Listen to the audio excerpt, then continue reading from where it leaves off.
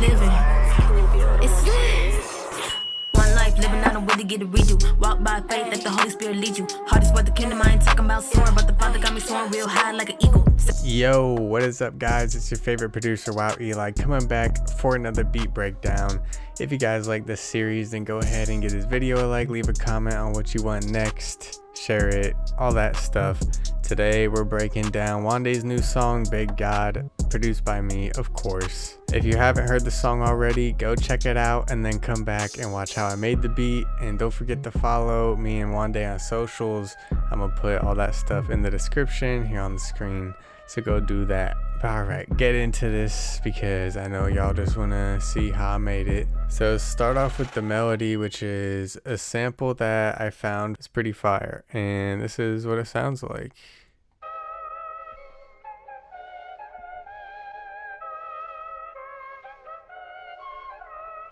Not gonna lie, normally I would like change the pitch of it, add some effects on it, do a bunch of stuff, but with this one I really just took it how it was and started making the beat with it. The first thing I did with the melody was when the beat dropped, I pitched it an octave down. So here's what that sounds like.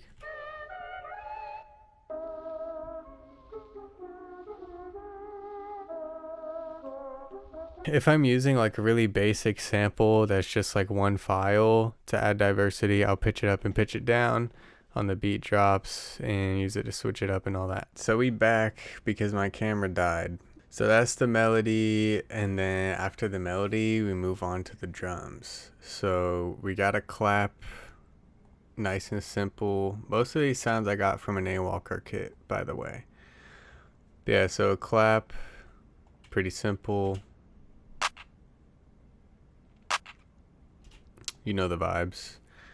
And then I'll do the hi-hats next. So for these hi-hats, it's crazy. I actually have 3 different hi-hats in here, but I'll break them down for you. So this first one is really spaced out and basically is just used for like some rhythm. Not a lot going on. It's not supposed to be busy. It's really just for like accents basically. And then this second one is kind of the main hi-hat. It's a 2-step hi-hat, except I added some triplets, you know, a little walk down, and then took some out to add pauses and help add bounce on the beat. And then the third one is the same as the main hi-hat, except as you can see, it's just slightly off time. You can see it's slightly behind the main hi-hat, so that just adds more texture. So I'll play the first simple hi-hat.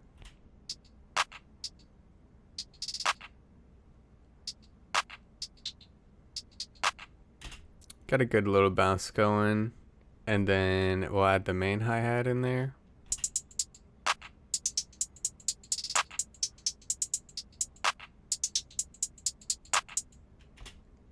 And then the third one for texture.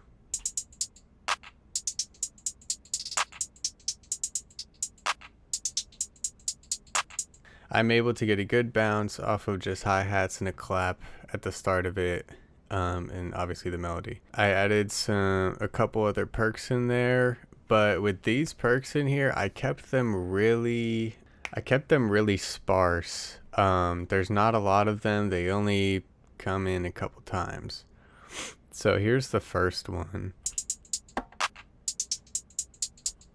That was the first one. It doesn't come in until, you know, the next 4 bars. And then the second perk only comes in like once every 16 bars. So here's what that sounds like. That's this one right here. So that just comes in every once in a while. So it's really kind of like, with the perks, I wanted them to be more unique and special because you don't hear them all the time. It's kind of like a little Easter egg or something. Okay, so I'm gonna go ahead and talk about the 808s next, because that's the next main part.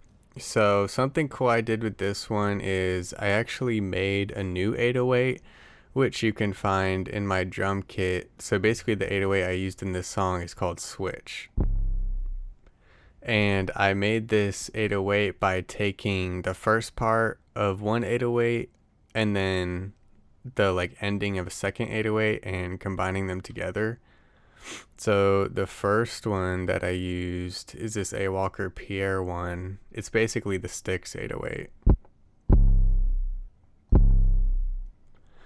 So it's pretty fat. What I really liked about this one is like the beginning of it, basically the kick of the 808.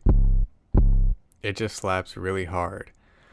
But I wanted the actual, like bass part of it to be different. So I pulled up this one. So I chopped off the like first kick part of it. So it's just the bass. And then I lined them up, as you can see here, so that there's the first part of the first one and then the second part of the second 808. 808s are pretty simple in this one too. They're just really fat and they slap super hard. As always, the first thing I would do is find out what key that we're playing in. I didn't use this plugin, but just for the video's sake, I'm going to use it. It's this plugin called Mixed in Key, or it helps a lot finding the key to beats and stuff. So let's see what it says.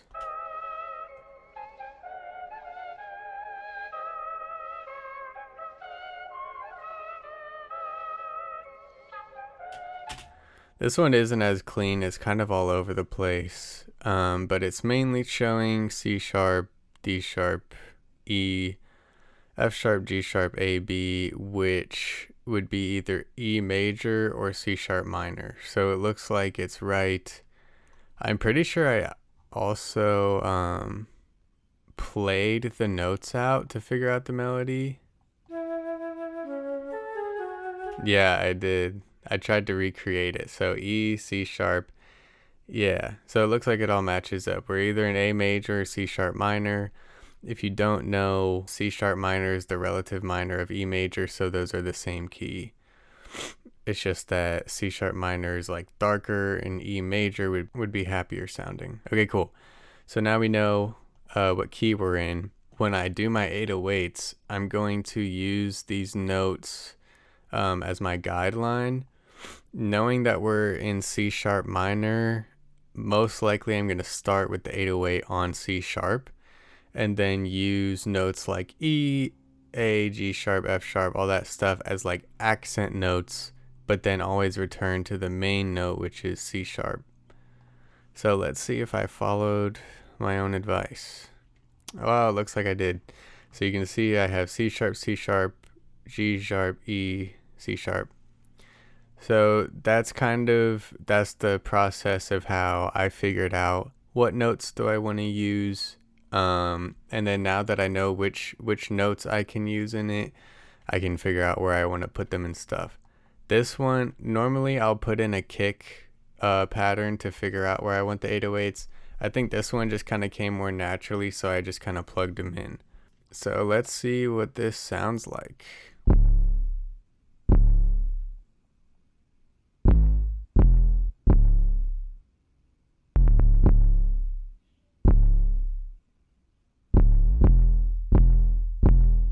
So if you didn't know, this part right here is called a walk down. I like to use it in my beats a lot. Probably the most recent example is top down off upper hand. It does that like the whole beat. But I like doing that, so it goes from a top note to a middle note back down to the main note. Had like a little triple here. And then I had a slide. So what I like to do is sometimes on the last couple measures before the next 8 bars or whatever, I'll change the notes of the 808s. And so I go from C sharp to E. So to help make that transition a little cooler, I added a slide note to E, except an octave up. So you'll hear it doesn't just hit and then on C sharp and then start hitting on E. It actually it sounds like the 808 goes up to the note. Let me show you what that sounds like. I just put it an octave higher so that it would make the sliding sound more noticeable. So those are the 808s. And then I also had an open hat which I basically just placed on the first two hits of the 808 to make it slap more, add some more emphasis. I had the longer open hat on the first hit, and then on the second 808 hit, I made it short. So it just helps it sound tighter, and it adds some variety and some rhythm. And then I had another open hat. Wow, I even had a third one that I forgot about.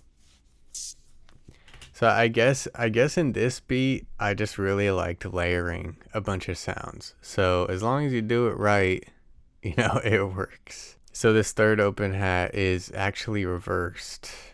You can see I reversed it. I used this reverse open hat to kind of go into the last clap. You'll kind of hear it right here. I just thought that sounded kind of cool. I really didn't use any kicks except for like just some accents here and there. So I'll play it with the 808 so that you can hear it. I had no kicks for most of the part until kind of towards the end. So I only had those 3 kicks at the end as part of the transition because I thought it made it go hard. And then in that pattern, I guess there's another perk that I forgot about. It's this shaker that I've used in a bunch of other beats from a Murder Beats drum kit. So when you have that shaker and the reverse open hat into the clap, it actually sounds pretty hard. So it's just like I had a bunch of sounds in here, but I either layered them or I just used them sporadically throughout the beat with plenty of space in between. So it looks like I have a lot going on here, but I picked like a bunch of different instruments, but they only had one specific purpose that just all added together. I'll play what the main beat sounds like and then get into some of the last details.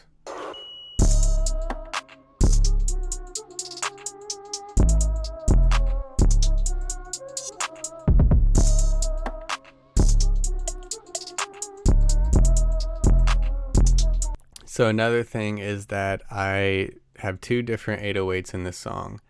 You'll hear there's that slappy one that I made for the verse or the drop. But I also have this other 808 that is a lot longer and holds out the notes. I use that for the intro, and I also use it for like the pre-chorus. I have 2 different patterns. So the first pattern is basically the exact same as the short 808 pattern, just a different sound. So I'll play what that sounds like.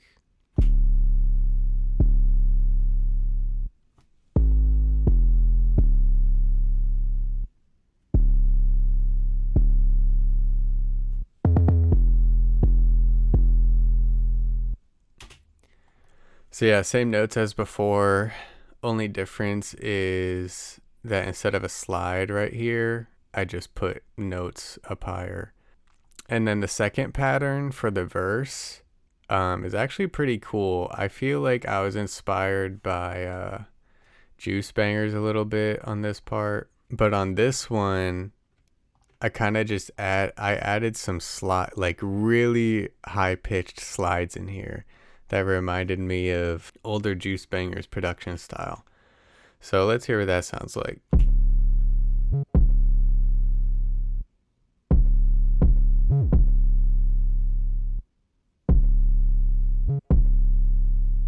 It sounds like I did put a kick in here. Yeah. So in that pattern, I did put a kick in there on the 808s to make it sound more tough. And you can see the slides. Like the slide I did before was only like an octave higher, but this one is 2 octaves higher and it's really, really short. So that's what gives it that whoop, like that really cool sound. And then for this second slide, what I did was I made it slide up really fast and then I put another slide note right here. So it went up and then slid back down before the next 808 hit. So you can hear the difference between it just going whoop, and it just goes up. And then the second one, it goes woo, and like comes back.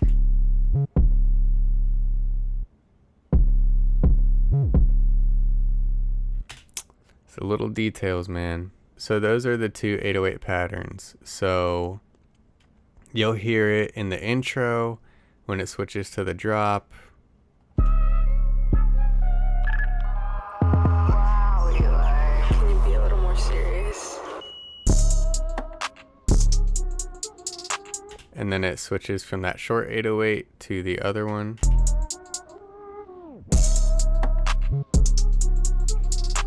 All right, some more little details.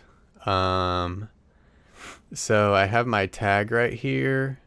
A couple cool things I did. I added this phone sound effect. I've used it before, but I don't think it's been in any beats that have actually dropped yet.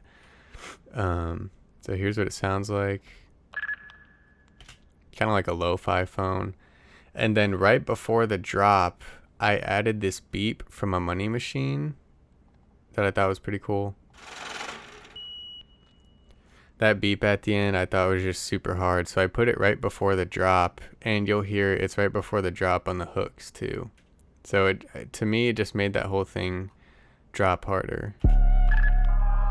Wow, Eli. Can you be a little more serious? So the second drop, when it goes from the short 808 to the longer 808 with the quick slides and stuff, I put an effect on the melody so that it kind of like had this vinyl stop effect at the end of it. Pretty small, you might have not noticed it. And then to make it slap even harder, I put in some glass. I use this in literally like every single beat, so that made it drop harder. I also put in this filter on the melody when my tag came in so that it made my tag easier to hear. Like you can hear the difference.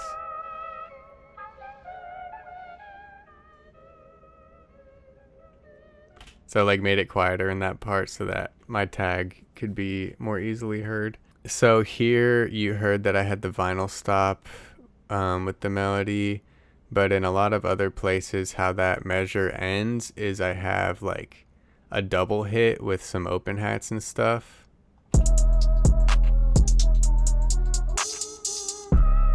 I like to do repetitive stuff like that at the end of a measure, kind of like when you have like a 4-count beat before it drops. Just kind of a certain vibe to make it drop harder. After she recorded a demo, I got her to send me the acapella, so that's after I had the acapella in here is when I did all my post-production with the little details like the glass dropping, the vinyl stop sound effect on the melody. I added all that stuff post-production. So if you're a producer and you want to be more involved in the final version of the tracks, tell the artist to send you their vocals after they record a demo and do some post-production. You can really transform like a good song into a really fully developed slapper, because it's all those little details that take it from like good to great. Real quick before I go, someone left a comment on the last video asking a question that I thought was kind of cool, so I'm gonna answer it real quick. And they said, what kind of processing did you use on the drums, like in terms of EQ and compression? I'm trying to understand better how to mix the kick and bass so that they complement each other without absolutely demolishing the low end. So let's see what I did in this beat. Keep in mind that like this was not the final mix. Like I sent it over obviously and gave them stems so that the engineer could give a final mix and master. But I do like to send a good mix, or at least a decent mix, when I send it out so that they have a good reference to go off of. Alright, so normally what I have on my 808s, I don't use compression. I feel like that just sucks. I feel like compression just takes all of the meat out of the 808. So I don't ever really use compression, to be honest. If anything, I use distortion, wave shaper, and an EQ. So distortion, I either use blood overdrive or fast distortion. Those are stock plugins on FL. Wave shaper, I used that a bit and boosted it up. It just kind of beefs up the low end. It's like if you just took an EQ and did what I did here. So I just used both of them so it combined. But yeah. So one thing is I like to boost, not all the time, but sometimes I like to boost the low end. This is around 40 hertz. So that's like if you have a sub in your car, you'll hear that. And then I boosted it up a little bit around 300 hertz because that'll give it more sound on like iPhone speakers and stuff. That like mid-range is how you hear it off phones and laptops and stuff like that. And then for my kick, I had absolutely no effects on it at all. So I guess what I would do to just make sure, because I have a problem where usually my kick and 808s are too loud when I send the beats out. Maybe take what I'm saying with a grain of salt, but I just take a limiter on the master chain. Make sure you have soft clipper too. Limiter and then soft clipper under it. That is how you send out your beats in FL Studio, where they slap without clipping or sounding distorted. So with the limiter on here, I'll play just the 808 and kick. So this is reset to normal. Usually I'll turn it up a bit. So you can see right there, this is when the kick came in, and this is where the 808s are hitting.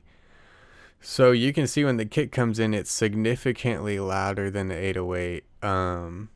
So maybe you could turn it down a bit, turn down the kick a bit to match the 808s better. But now that we see what those look like, let's compare it to what it looks like when the rest of the beat is playing, like everything all together. A little more serious. A little more serious.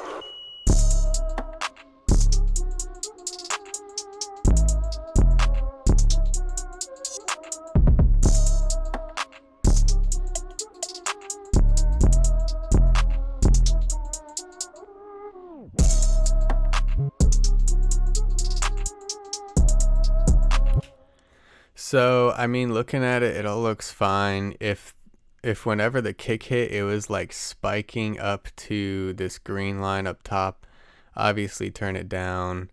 But, I mean, listening to it, it doesn't get distorted at all. It doesn't clip. The soft clipper really helps. I don't even change any settings. I just throw the soft clipper under the limiter, and then you can turn up the limiter, and the soft clipper helps not distort it and make it slap harder. So to answer that question about, you know, how to get your kicks and 808s slapping without overdoing it, I would just say you got to practice and have an ear for it. I mean, I do look at like the levels to make sure that they're not significantly louder than everything else, but it's really all about just like, I like to hear the 808 easily, but obviously you have to listen, and if it hears like it's clipping, you have to turn it down. If you see the sound levels going into the red, you probably have to turn it down. So it's really just an ear for it, and you kind of just have to test it out, like make a beat, export it, listen to it on different headphones, different speakers in your car, see what the mix sounds like, see if your bass and kick were too loud or too quiet, and then go back in there, make the changes needed, listen to it again, see if it's better. It's kind of just trial and error. But yeah, so I would say for 808s, one, I don't use compression. If you want it to slap more, either turn it up, use distortion, or use an EQ to boost the low ends in the mid-range. For the kicks, I don't use anything. I just make sure I have drum kits that have really punchy kicks in them so that I don't have to add any effects. So for example, the kick I got here is like super tough. So I don't really need to add anything.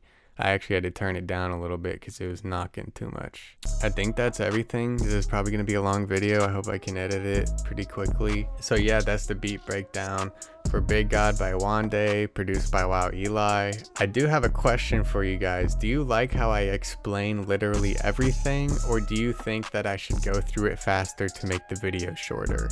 I like explaining stuff if it helps you guys learn, but I also know that not everyone wants to sit through a 15-minute video of me explaining how I made the beat. So let me know what you guys think about that, but I hope you guys like this video. Go ahead and give it a like. Leave a comment on what you thought. If you have any questions, what song you want me to break down next.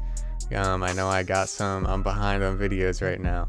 Don't forget to follow your kid on the socials at @OhWowEli. Share this video. Share the new song, Big God.